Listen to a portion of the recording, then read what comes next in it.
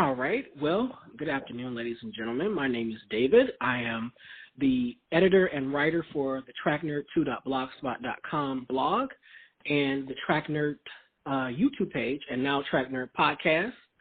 With me today, I have Ryan Banta, who is going to be going over with us a few things that many of our young people need to know when they're trying to get recruited for the sport of track and field, which is different when it comes to being recruited in regards to other sports. Ryan, could you just give us a little bit of a background about who you are and what you do? Absolutely. So I'm a coach out in St. Louis, Missouri, in a suburb called Chesterfield. And it's kind of an affluent suburb out there, and we are a mid-sized school, and the school is Parkway Central High School, and I've been the head track and field coach and cross-country coach there for a number of years. This is my 16th year as the head track coach, and it was my 5th year as the head cross-country coach, and then I coached football before that for the varsity football team. I was a strength and conditioning coach there. And some of you guys might know me. I've written on a number of different blogs and a number of different websites for Just Fly Sports, SpeedEndurance.com, EliteTrack.com, and I just completed this summer a big, I would say, Bible on the world of sprinting, and the book is titled The Sprinters Compendium. So I'm a busy guy. We see. And that is the Bible, the Sprinters Guide, yes. Thank you. Are important for many of our young sprinters to learn. It's more than just running and getting your knees up. Absolutely. The first question I wanted to touch on was, first of all, we need to understand that not everyone has the ability to go to the next level. Right. We have to accept that. So what are some expectations our young people need to have in regards to how do I get recruited to be able to compete at a Division I, Division II, or Division III level? Right. Well, so the first thing is I would say, you need to have a little bit of a PhD in your sport. And what I mean by that is you kind of need to know what are people doing at the collegiate level in your event, the universities or schools that you are interested in, what are they doing in those events? Like what times or performances did they come in as a high school athlete? And the biggest thing I think, and we'll touch on this a little bit more in detail, but the high school athlete in track and field has to handle this situation quite differently than you would handle it as a potential college football player or basketball player. The recruiting process is very, very different. And I think that sometimes we have so much attention on football with like rival sports or, in our area we've got this thing called Power Mizzou, and people think that, well, that's the way it goes in those sports, so that's going to be the way it is in track and field. And the worlds couldn't be any more different. What is the first big difference that a young aspiring collegiate athlete will notice? Say they're a dual sport athlete. They're considering either football and track together. Or, for some of our young women, they may be considering basketball and track like Marion Jones did. So what would be the first thing they're going to notice as a difference? Well, and the biggest thing with Marion Jones, I mean, there's a whole lot of other story that goes with her, but in terms of the collegiate experience, basketball is what she did while she was in college, and then she kind of put track and field on hold. So here you go, you have the national record holder at the time in the high school ranks in the 200-meter dash. I believe she ran 22:58 change. Yeah, which he was in. I mean, she's world class as a high schooler, and yet she still chose to play basketball at college and kind of put track and field on hold. So that already should tell you something about the realities of the track world versus what I would say are some of the sports like basketball and football and baseball and hockey that probably get a little bit more attention, at least on the pro levels.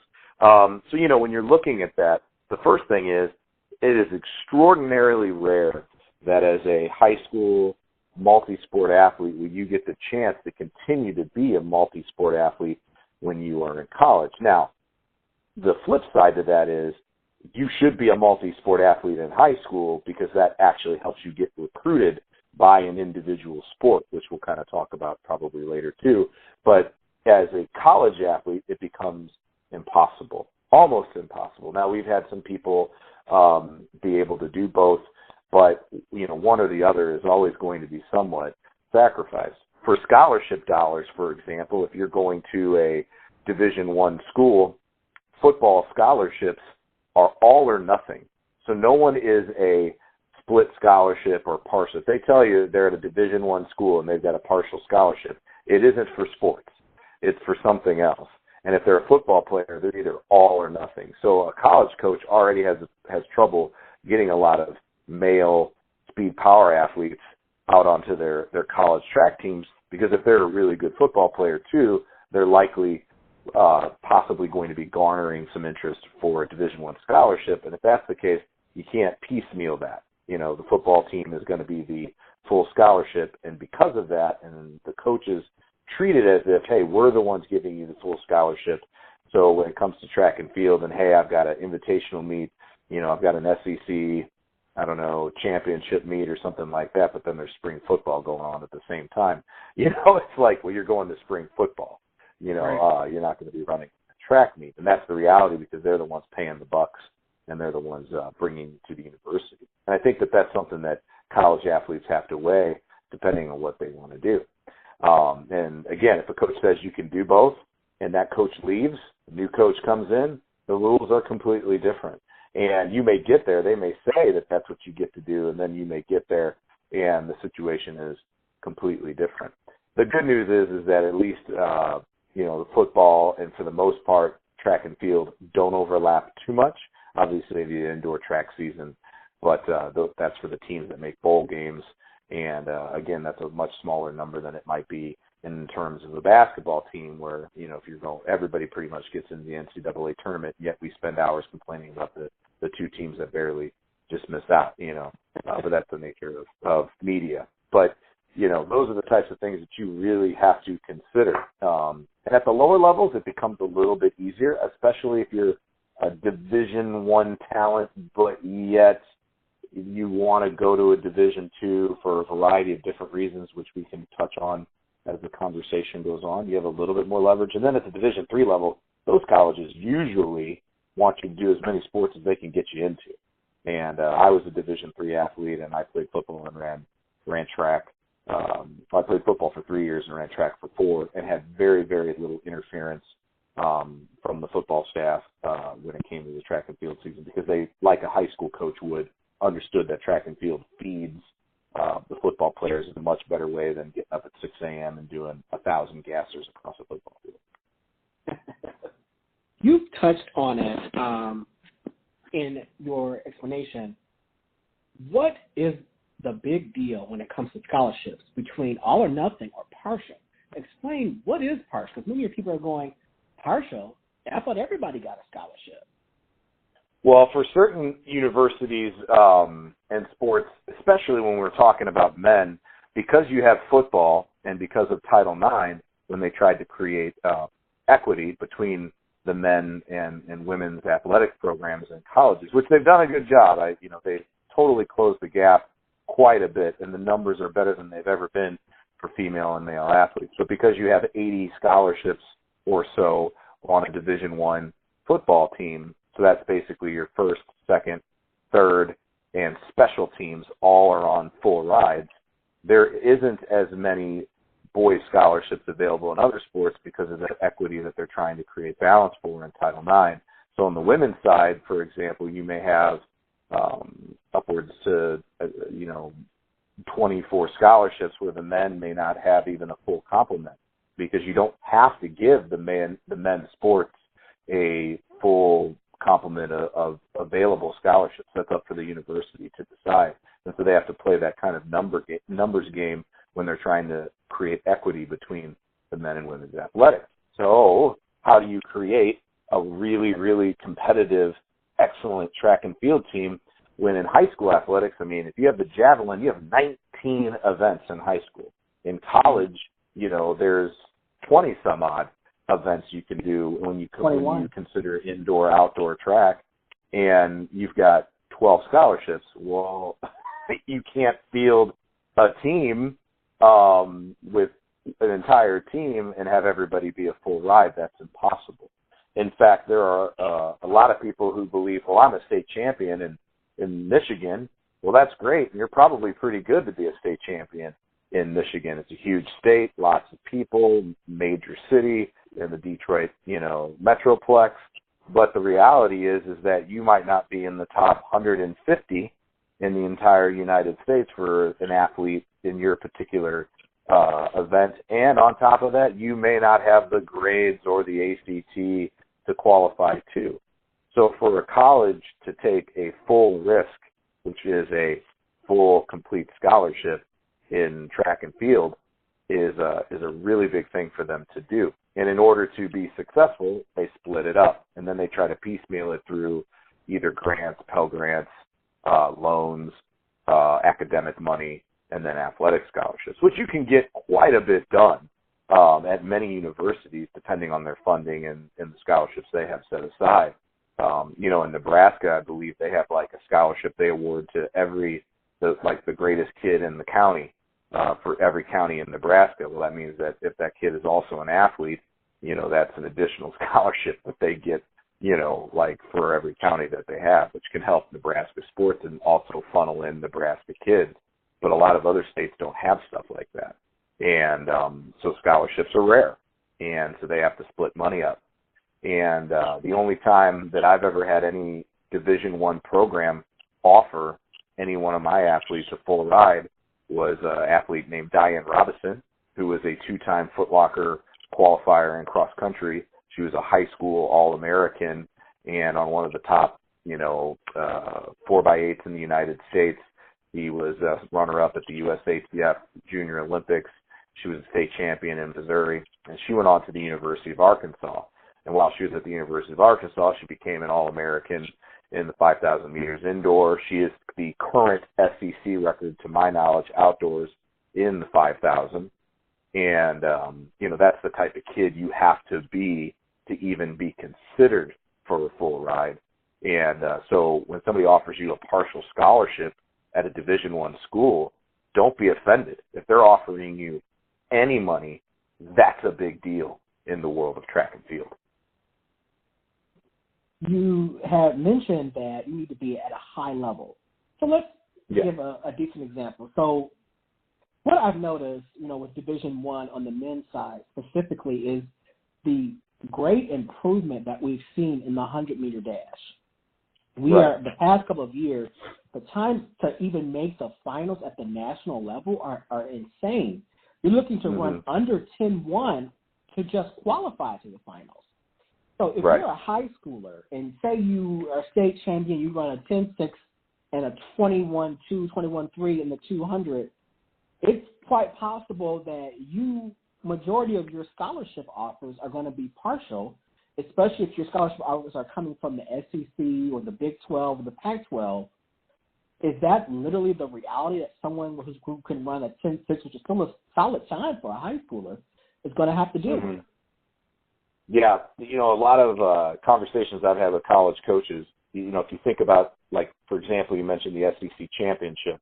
So there's a hierarchy of international track and field competitions, and you would put the Olympics at the top, right? That would be the number one. Then you have the World Championships, number 2. Then you probably would have maybe the Commonwealth Games as a number 3. Then you have the NCAA championships as a number 4, and then your 5th best track and field meet is the SEC championships in international competition. Think about that.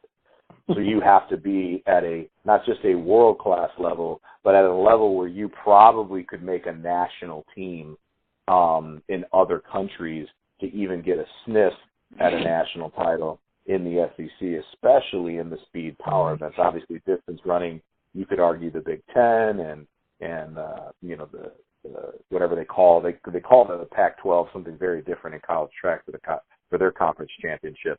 But it is the Pac-12 during the outdoor, but it's the MPSF indoors. Right, indoors, and that's so confusing. Why can't we have consistency? But anyway, if you think about it, you have to be that way. And in one of the conversations that I've talked about with these college coaches is they said, look, if you're going to get a full ride, you're expected to be not only an immediate contributor, not only somebody who makes the conference final, but somebody who's a conference who would be in the running for a conference championship. If you're not somebody who is an automatic walk in the door conference champion, then they're not going to spend a full ride on you. It's just not worth the risk. It's not worth it because you're not getting them the points that they need. And a lot of high school athletes who look at things from a very centrist point of view, which they should because they're young kids and that's the way it goes, they look at that process and they go, well, I'm going to improve. You haven't coached me yet. You're a college coach. Well, that may be true. But how many athletes and how many coaches, when they contact a college coach, have said, well, I've got so much more potential left. I could work so much harder. I've got so much more to give. I could improve so much. And in my case, I leave as a high school coach, I leave a little bit on the table for my athletes so that they can improve when they go to college, and that I don't break kids, because I want them to do track and field for 4 years.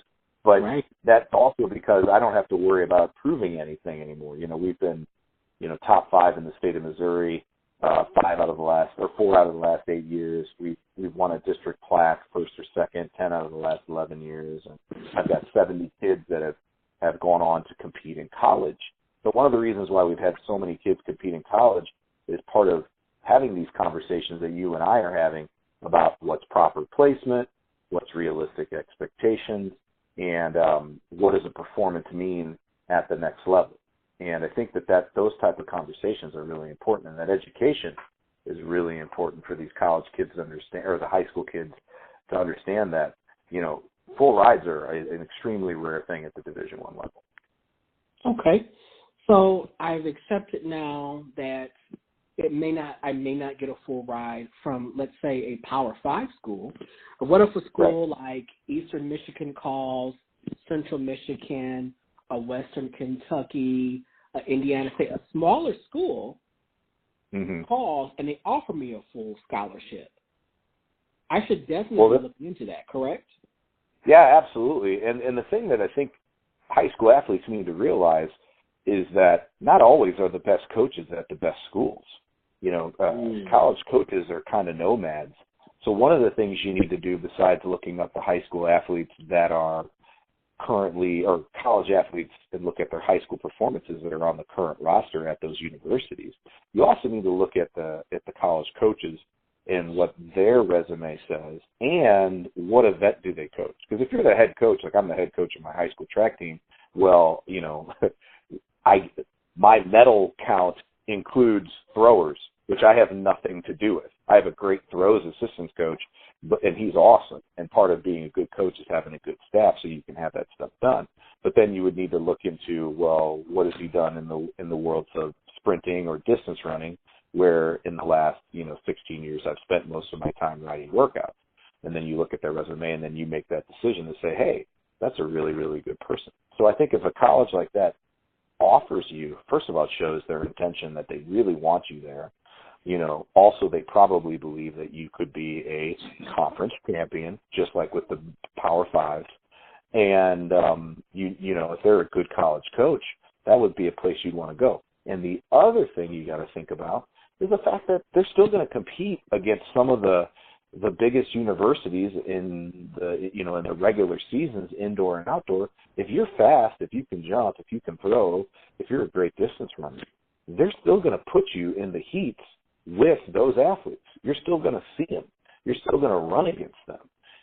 Now, if you're a really good athlete at one of those, outside Power 5 schools, they're probably also going to expect you to compete in multiple events, week in and week out, because you're going to be their big crown jewel in their program. And so you're going to be worked quite a bit more than you might be in a Power 5 where they have a little bit of flexibility in their rosters in terms of the chess match when they're trying to score points in a college track meet. But another big difference for you people that are listening, in high school track and field, we pretty much score every meet. There's a winner at every meet in terms of a team.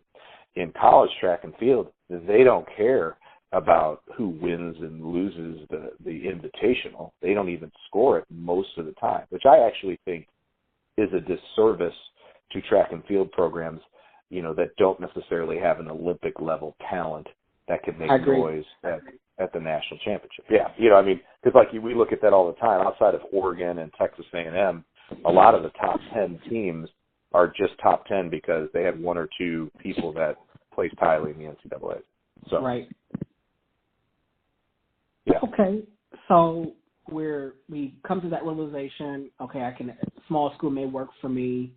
Now, when it comes to me selecting based on coaches, does the head coach have to always specialize in my event, or should I also be looking at the staff and the support staff if I'm going there, academically? I need to know who's going to support me in that endeavor, because not all schools have someone working for them in academic support.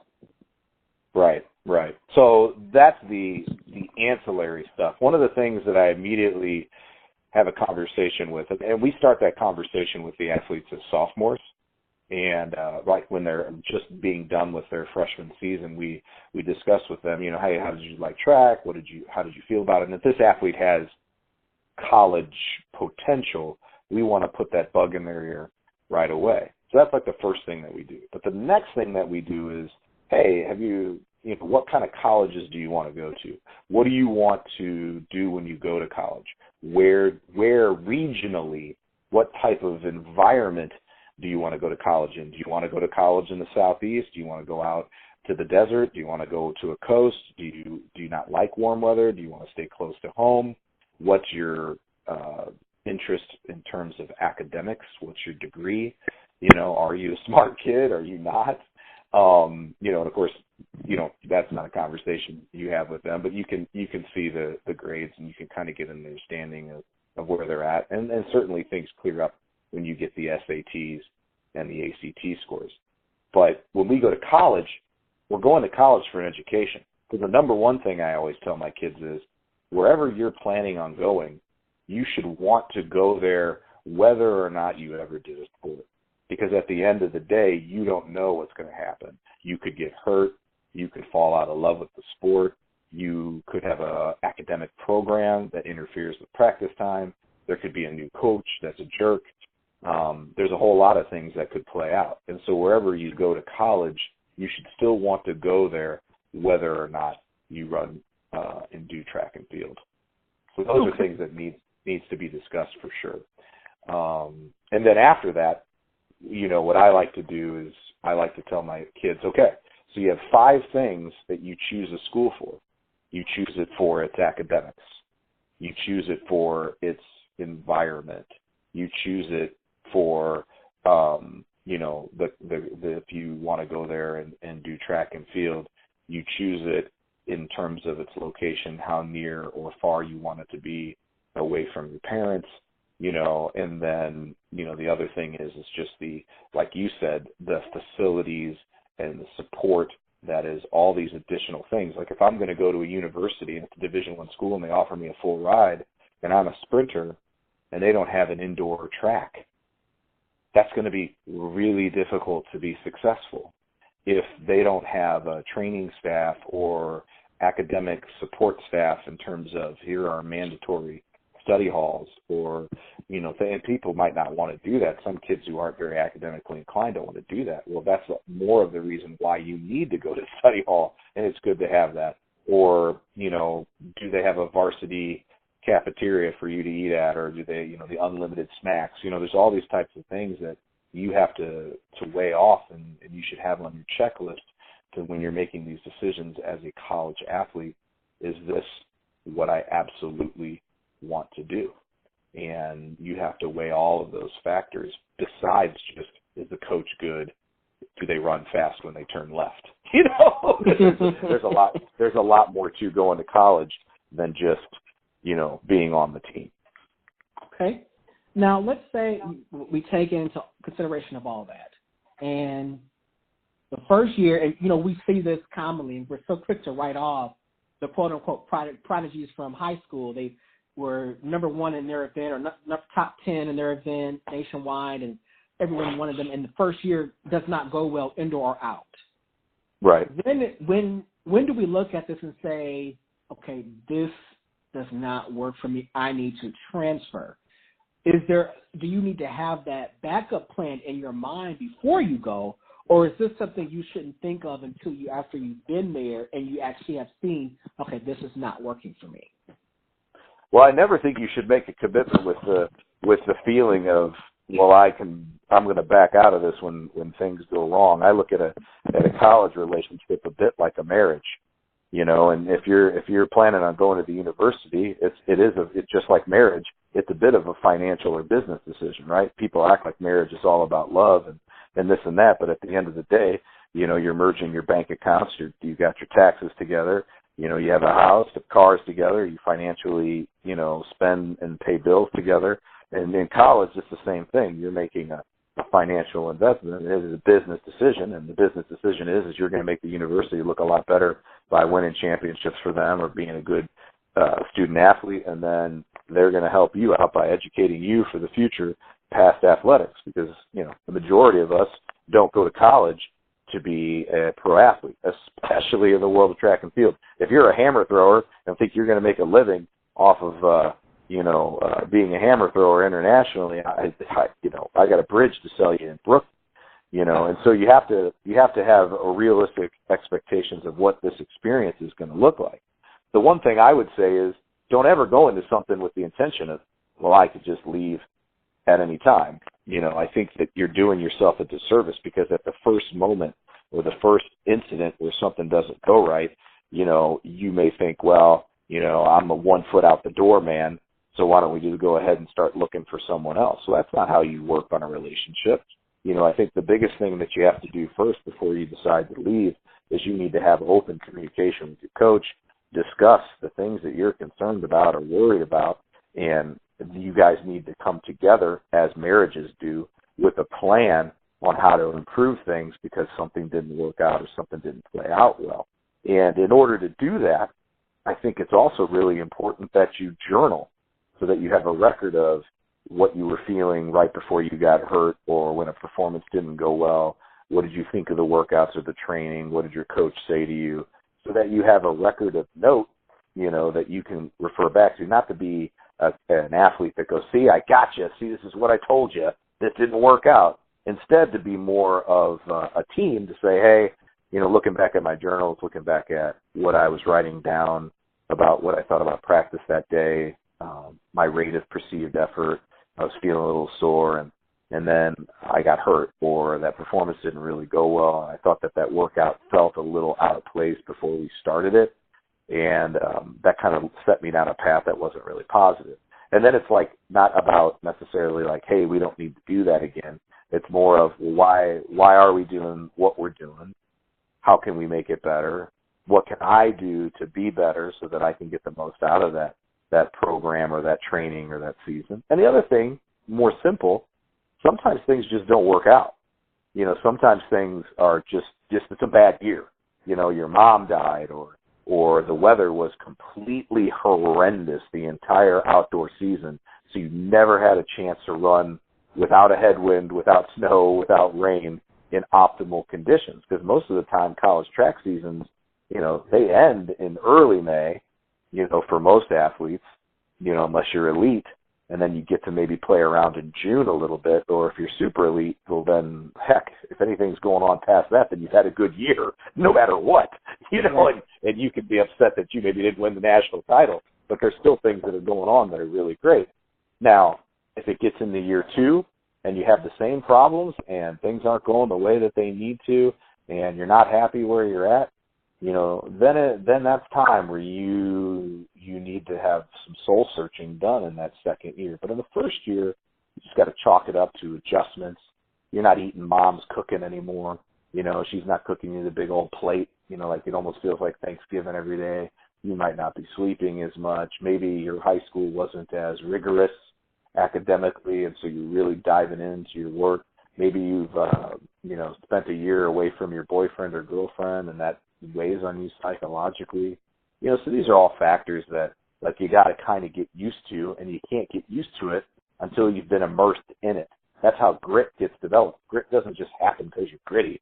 Grit happens by being in uncomfortable and difficult situations, and you learn how to dig in further, adjust, adapt, and become a stronger person. But year number 2, and it's still pretty bad, and the coach and you have had multiple conversations and you've journaled, and a lot of the same type of stuff is going on, and it isn't because of weather or conditions, and everything outside of track and field feels pretty good, then you've got to make a decision on whether or not you want to still be at that university. The other thing that we have to go back to, and I have to remind us all when we're talking about this, is you also have to remember that you're going there for college.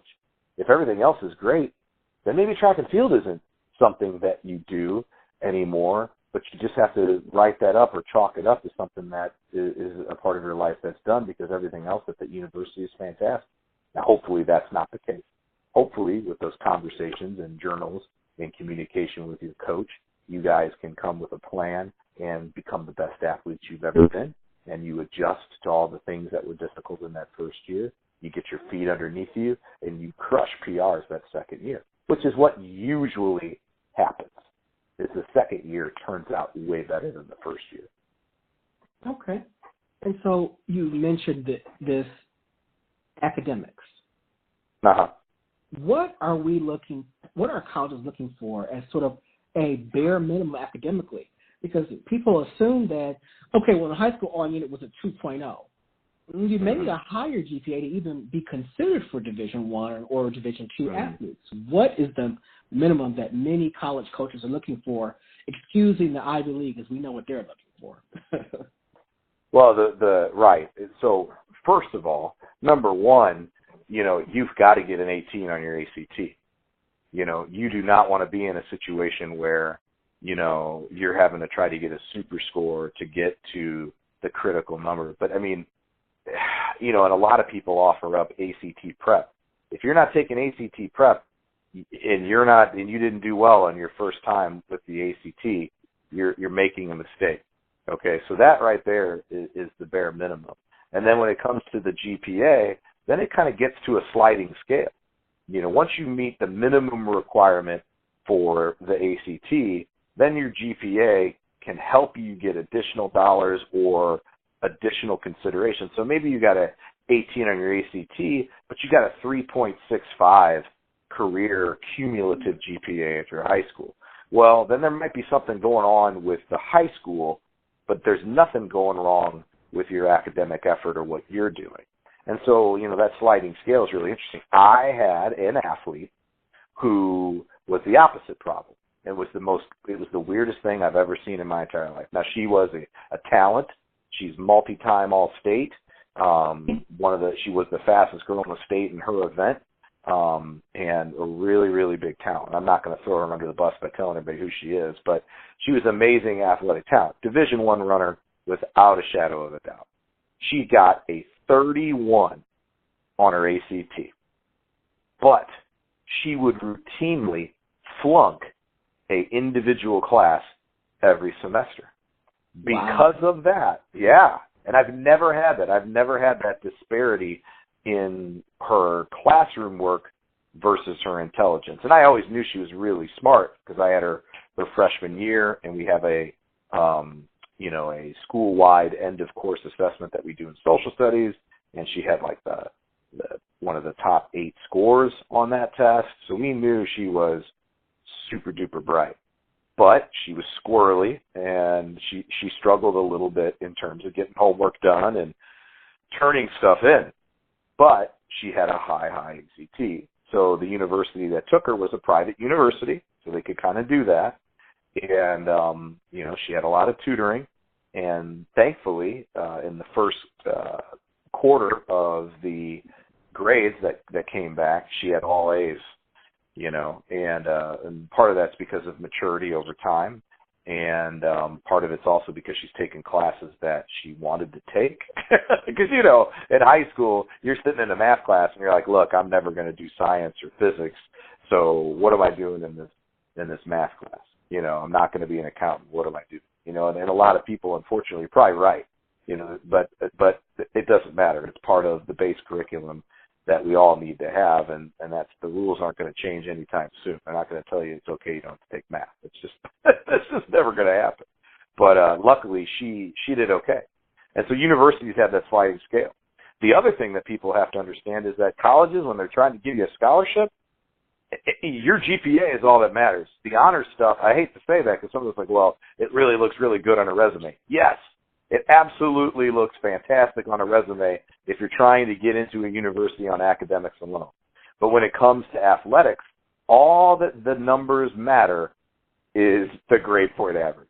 It doesn't matter that you got a D in AP World History, but it's AP. They're like, but that's harder. It's advanced placement.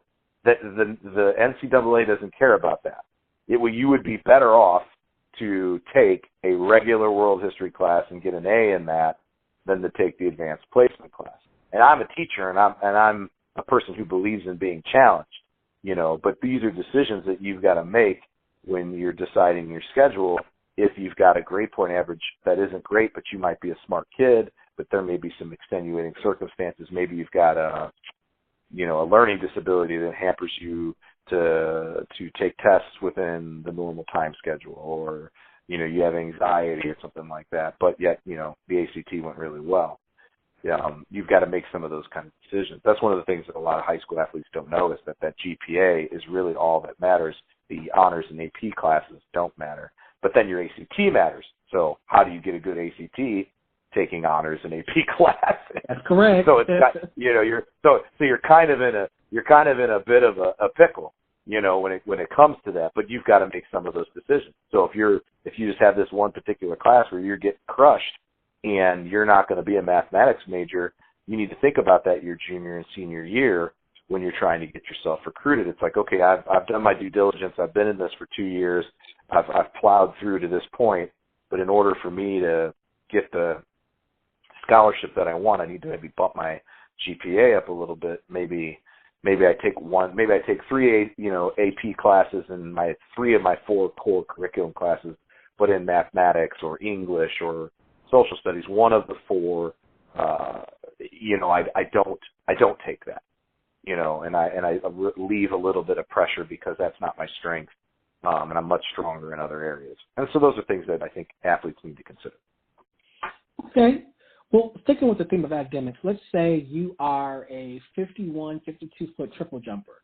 You are currently ranked number 1 in the country, and you want to go to the University of Florida because that's where all the great triple jumpers go, or the University of Georgia or whatever. What happens, and you're also a 4.0 student with the desire to be an engineer.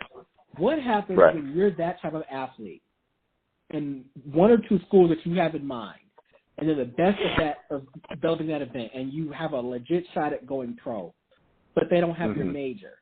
What do you need to do at that moment to make a decision? Because you're thinking, I want to go pro, but at the same time, they don't have a school of engineering. What am I going to do?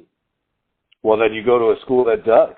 Or, you have a plan that even if you are going to become a pro athlete, that you're going to go get your master's degree because you've had your college paid for your entire life. So now that you're you go get your graduate degree, become a graduate assistant at another major university.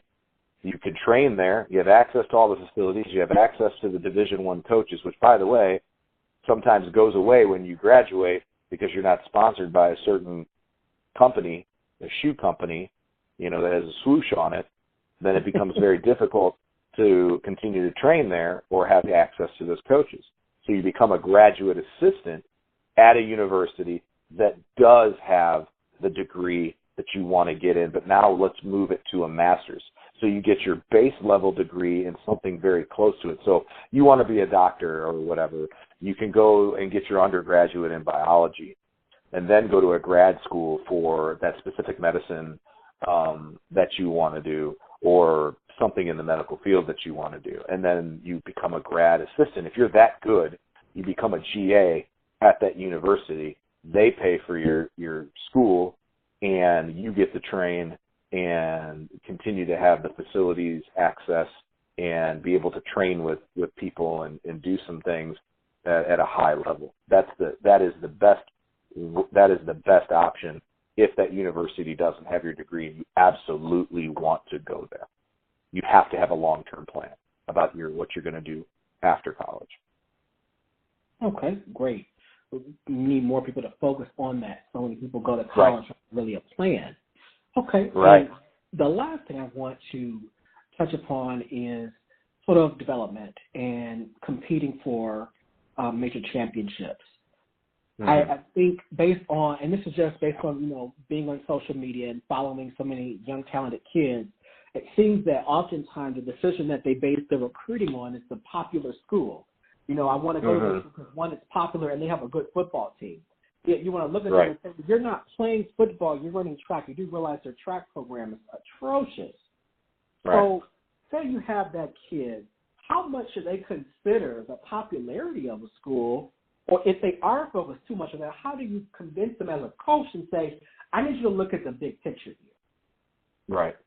Well, I think our job as coaches is first of all enormous, because think of you, and you have to put yourself in the mind of an adolescent. Think about how you were viewing the world when you were in high school. In my freshman year of college, I could have sworn I was going to go to play football at Notre Dame or Michigan, and I was going to play running back. Well, that never happened.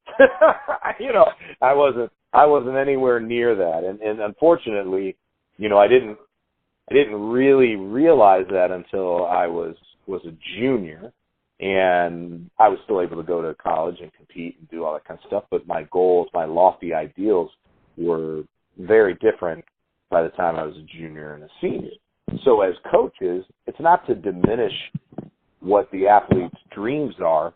Instead, you've got to come up with a plan of action. You've got to start that conversation early. Your job as a college coach, you've got to kind of know what are the top Division II, top Division III, junior college, NEIA, and Division I performances. Where does this athlete fit? Where do you think they could go to school academically? You have a huge role in helping mentor them and guide them on this process. For example, if you're a distance runner and you want to be really successful, I would beg, borrow, and steal to get into, not really steal, but, to get into Adams State. I would do whatever it was necessary to get into Adams State. And why? They won, the women's and men's national championship again in cross country.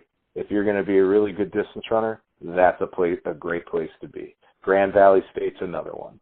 If you were a thrower back in the day, with Connie Price-Smith and John Smith, now they're not there anymore, but SIU Carbondale was the big deal throwers university, and a lot of colleges, kids don't know about SIU Carbondale because it's not a big football school. It's not even it's not a Division I football press, 1AA, and kids might say, well, that's not where I want to go to, I don't know. I don't even want to name a school because I don't want to diminish their track program and talk negatively about them. I don't want to talk positively. But, your job as a coach is to know, well, these are really, really good track and field programs, and this is where you're going to get taken care of, even if it doesn't have the big, shiny football program. But the reality is their staff, their support staff, their sports counselors, their academic aides, even their weight room might not you might not have access to that as a track and field athlete. You may not have any of those people that are there to support you that cross over with the football program. So you look at a great football team and think, well, that's what I'm going to get. And in reality, the men's track team might only have like 12 dudes on it, and you've got to have a good understanding of what that looks like. And your college coach or your high school coach can really help you figure that out. And that's important for us to do as high school coaches, is to provide that guidance, because a kid can make a really terrible mistake by just going to a popular university and thinking that, well, they have a great track and field team, and they could have a terrible track and field team, or maybe no track and field team.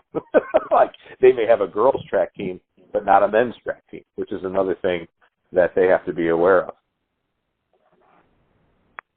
Okay. Well, Ryan, I did want to thank you for your time. You did answer, and address a lot of concerns that many of our young people and our parents are maybe looking into for colleges. Can you give the audience a way where they can contact you if they have more questions?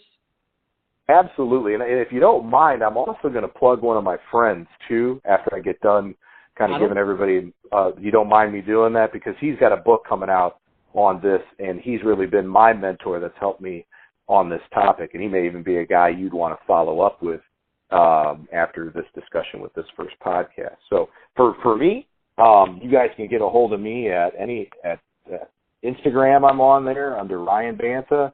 On Facebook, you can hit me up on Sprinters Compendium, or you can hit me up at Ryan Banta on there.